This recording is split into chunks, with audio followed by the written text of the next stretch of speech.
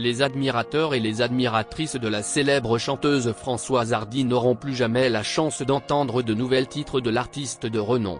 Son ex-producteur Eric Benzi, qui a travaillé avec Jean-Jacques Goldman et Céline Dion, a accordé une interview au journal Le Parisien, dans laquelle il évoque la carrière de Françoise Hardy, ses rencontres et son nouveau projet, l'héritage Goldman, volume 1, un disque enregistré avec l'accord du disquaire JJG, sur lequel on retrouve Lilian Renaud, Marina Kaye ou Michael Jones.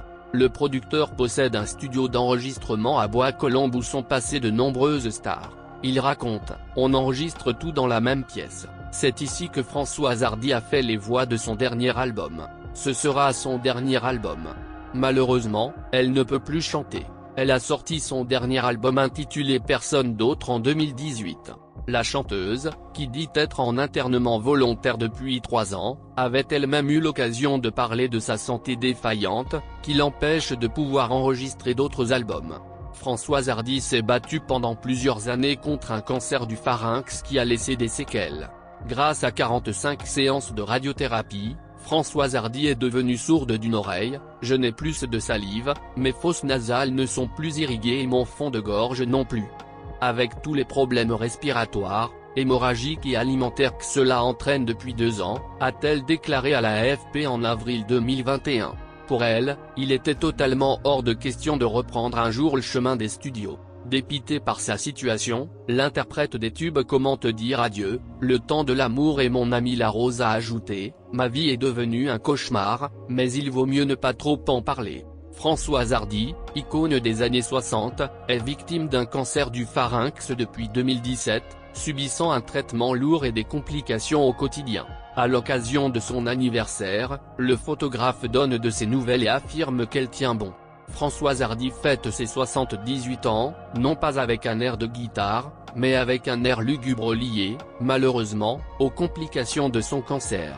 Pour marquer le coup, son ami et ex-compagnon Jean-Marie Perrier s'est rendu sur Instagram pour donner des nouvelles à ses fans face à l'absence médiatique de la chanteuse depuis sa retraite musicale annoncée il y a 2 ans. Sur une photo où figure le musicien Alain Chamfort et l'interprète de Mon ami La Rose, Jean-Marie Perrier a donné des nouvelles de l'icône de l'époque yéyé. Pour ceux qui s'inquiètent du sort de Françoise, disons simplement qu'elle se bat, qu'elle tient bon comme elle peut. Et qu'elle continue à écrire tous les jours parce que c'est ce qu'elle préfère et ce qu'elle fait de mieux. Elle a toujours eu mon affection, et maintenant elle a aussi mon admiration, dit-il dans la description de cette photo qu'il a prise.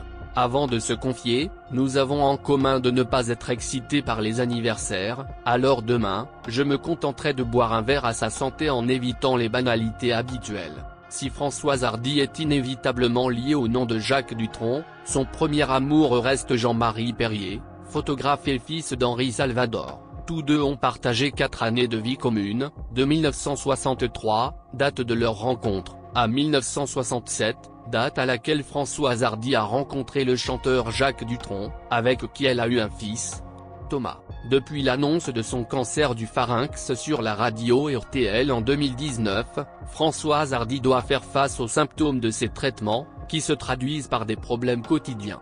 Des gênes importantes liées aux séquelles de la chimio et de la radiothérapie, rapporte son fils Thomas Dutronc au Parisien, dans une interview publiée le 21 novembre. Un état de santé suffisamment grave pour qu'il ait déjà dû démentir les rumeurs de décès de sa mère.